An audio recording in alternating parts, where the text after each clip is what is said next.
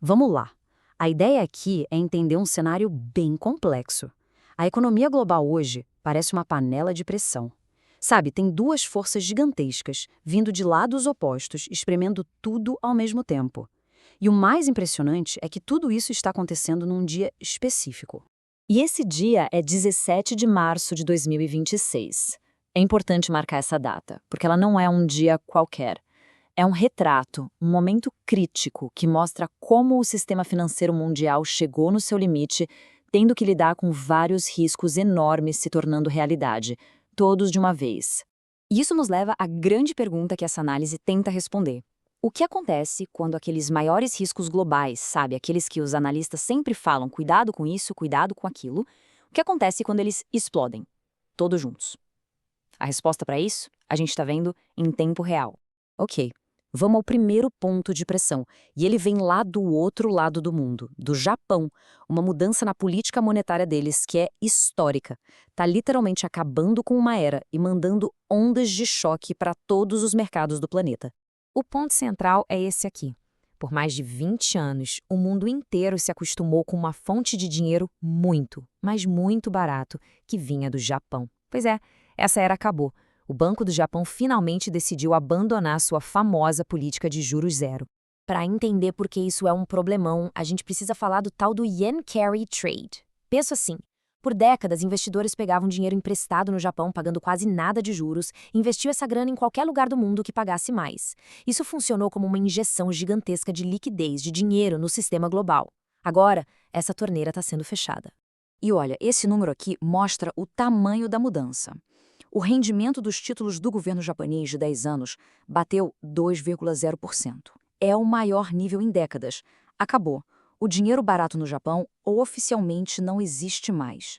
Quando a gente olha a reação imediata lá na Ásia, as bolsas até mostram um certo otimismo, mas com o pé atrás. Só que a verdadeira história, segundo a análise, não está aí nas ações. Está na última linha, o rendimento dos títulos japoneses. É ali o epicentro de todo esse terremoto financeiro. Agora vamos mudar de lado no mapa. A gente vai para o segundo ponto de pressão, que está acontecendo bem longe do Japão. É uma crise geopolítica no Oriente Médio que está, basicamente, sufocando o fornecimento de energia para o mundo todo.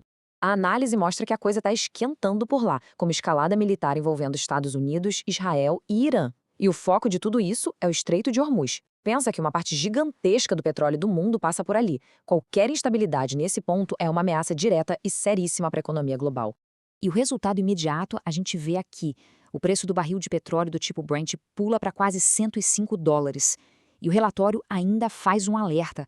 Se o conflito piorar, se a infraestrutura do Irã for atingida, esse preço pode fácil passar dos $120.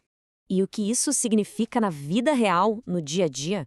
Nos Estados Unidos, por exemplo, o preço do diesel na bomba simplesmente disparou 37% em um único mês. Isso é um baque enorme, é como um imposto que afeta toda a cadeia de produção, da agricultura até a entrega do produto final. E, claro, ameaça trazer a inflação de volta com tudo. Certo, então temos essas duas crises gigantes acontecendo ao mesmo tempo. Como é que os mercados globais estão reagindo a essa pancada dupla? A palavra do momento é reavaliação. Todo mundo está recalculando o risco em tempo real e o resultado disso é uma volatilidade absurda.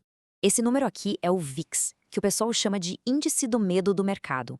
Ele está em 23,51. Para ter uma ideia, a média histórica dele é por volta de 18. Ou seja, ele está bem acima do normal, o que mostra um nível bem alto de ansiedade e de incerteza entre os investidores. E nem um investimento considerado mais seguro do mundo, os títulos do Tesouro Americano, está escapando. Os rendimentos estão subindo para todos os prazos.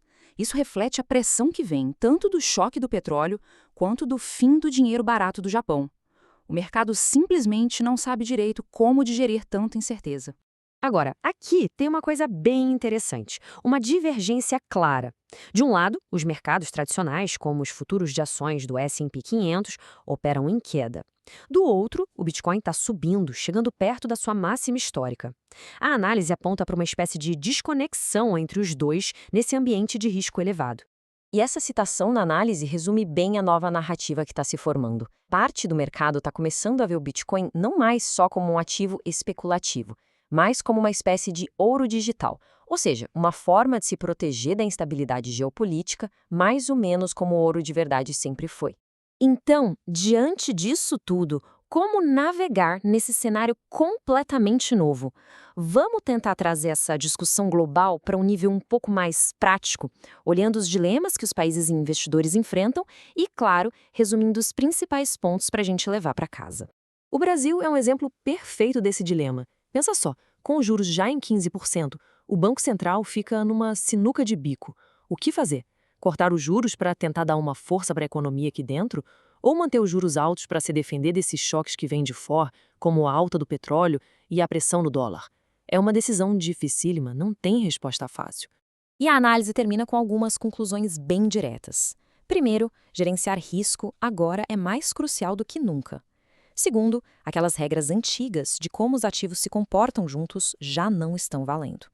Terceiro, o fim da era do dinheiro barato japonês muda completamente o jogo da liquidez global. Quarto, o risco geopolítico passou a ser um fator que impacta a inflação diretamente. E por último, nesse ambiente, ser muito seletivo nos investimentos é o que vai fazer a diferença para proteger o capital. E tudo isso nos deixa com uma última pergunta, que é bem provocadora.